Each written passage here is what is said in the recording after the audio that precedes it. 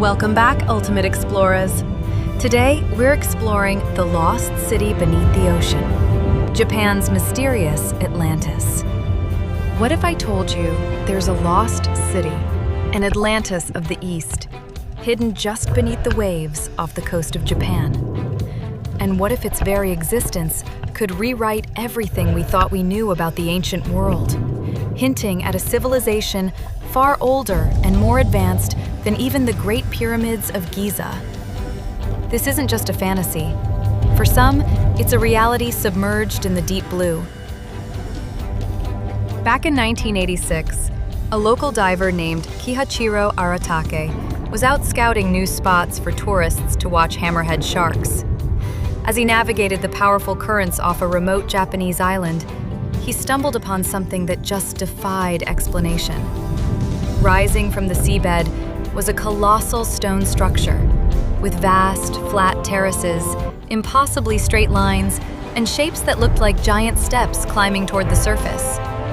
He was completely overcome, realizing he'd found a treasure. The discovery would kick off a massive controversy that still rages today. And ever since, scientists and explorers have been baffled by one question. Are these the ruins of a forgotten civilization, or just a bizarre and magnificent trick of nature? The structure, now known as the Yonaguni Monument, is a breathtaking sight. Its highest point lies just 16 feet below the waves, a monolith of staggering proportions. Picture a stone complex spanning an area of roughly 984 by 492 feet, dominated by a rectangular, pyramid-like structure that rises 82 feet from the ocean floor. But it's the features that make it so compelling and so controversial. Divers come face to face with what looks for all the world like a massive central staircase, with steps so large they almost feel like they were built for giants. There are sheer vertical walls that drop off into the abyss, marked with 90-degree angles that seem far too perfect to be an accident. The main terrace is often called the stage, a vast, flat expanse that ends in a sheer drop. Nearby, another formation is known as the turtle because of its uncanny resemblance to the animal. Then there are features that seem even more deliberate.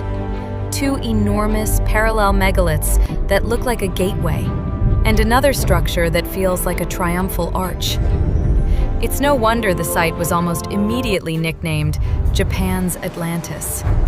For many who've seen it with their own eyes, the conclusion feels inescapable. This place feels designed. It feels built. But who could have possibly built it, and when?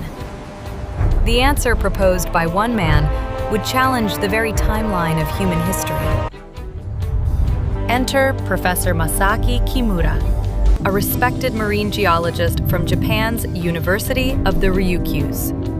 After diving at the site for more than 15 years, meticulously mapping and measuring its every detail, he became the leading voice for the man-made theory. Kimura was a skeptic at first, but after his first dive, he was convinced that natural processes alone couldn't explain what he was seeing. He argues that the sheer concentration of these geometric forms in such a small area is just statistically impossible to happen naturally. Kimura's theory is as grand as the monument itself. He believes these are the ruins of a city built during the last ice age, over 10,000 years ago.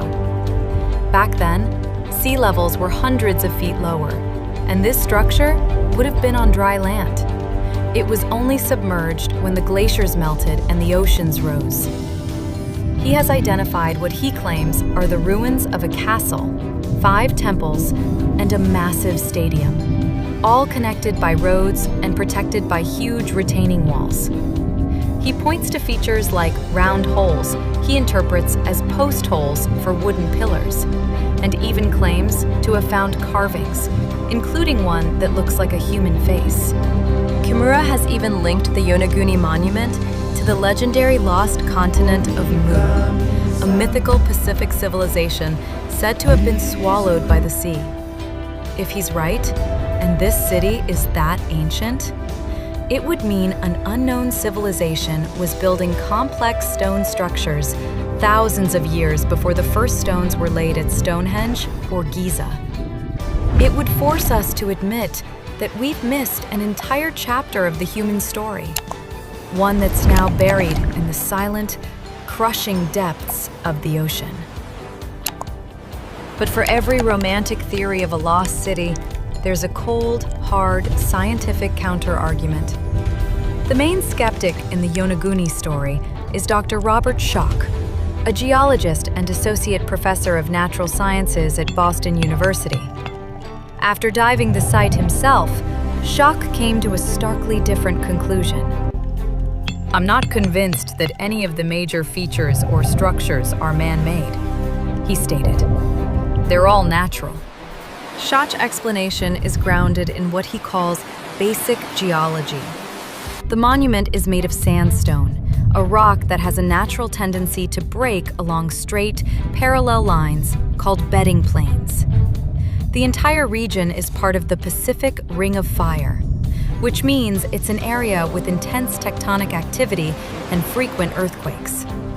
According to Schoch, millions of years of this stress and erosion have caused the sandstone to fracture in a highly regular, block-like way.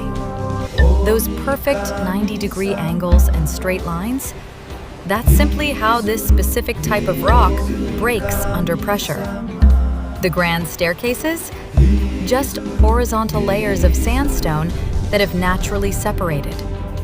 Schoch points out that you don't even have to go underwater to see this. Similar formations, with the same sharp angles and terraced look, can be found right on the coast of Yonaguni Island, where they are clearly the result of natural weathering. He argues the supposed carvings are nothing more than natural scratches, and the post holes are just potholes created by underwater eddies. Perhaps the most damning piece of evidence for the natural theory is what isn't there. After decades of exploration, no one has found the tools used to build the monument. There's no pottery, no bones, and no definitive man-made artifacts on the structure itself, which appears to be carved from a single piece of bedrock, not built from separate blocks. And yet, the mystery endures. While the geological explanation is logical and accepted by most mainstream scientists, it doesn't quite satisfy everyone. It feels almost too simple, a neat dismissal of something that feels so profoundly grand. Could nature, just by chance, really create such a dense and ordered collection of forms? Some of Kimura's points remain difficult to brush aside entirely. What about the twin megaliths that seem to form a perfect archway? Or the distinct shape of the turtle rock?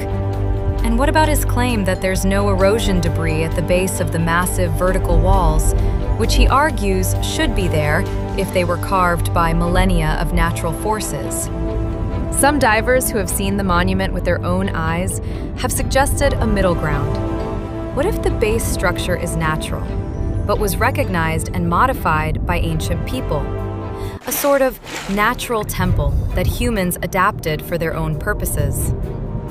The debate over Yonaguni has become more than just a scientific disagreement. It's a clash between two ways of seeing the world. On one side, you have the rigorous, evidence-based approach of geology.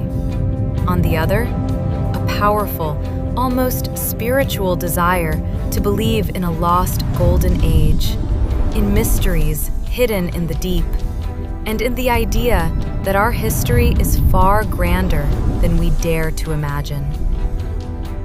The debate is still very much alive, not just in scientific journals, but in places like our comment section. So after hearing both sides, the grand vision of a lost city and the stark reality of geology, what do you think? Is the Yonaguni Monument a spectacular wonder of nature, or the last surviving relic of Japan's Atlantis? Let us know your theory down below. And if you enjoy exploring the world's greatest mysteries, be sure to like this video and subscribe for more journeys into the unknown. So what is the truth, buried under the waves? Is this a geological masterpiece? An incredible example of how natural forces can mimic human design? Or is it the last, silent remnant of a civilization that time forgot? Their story waiting to be deciphered in the stones. For now, the secrets of the Yonaguni Monument remain guarded by the deep waters and powerful currents of the Pacific Ocean. A tantalizing and profound mystery that continues to capture our imagination. Thanks for watching. Join us next time as we go inside a city designed for a new world.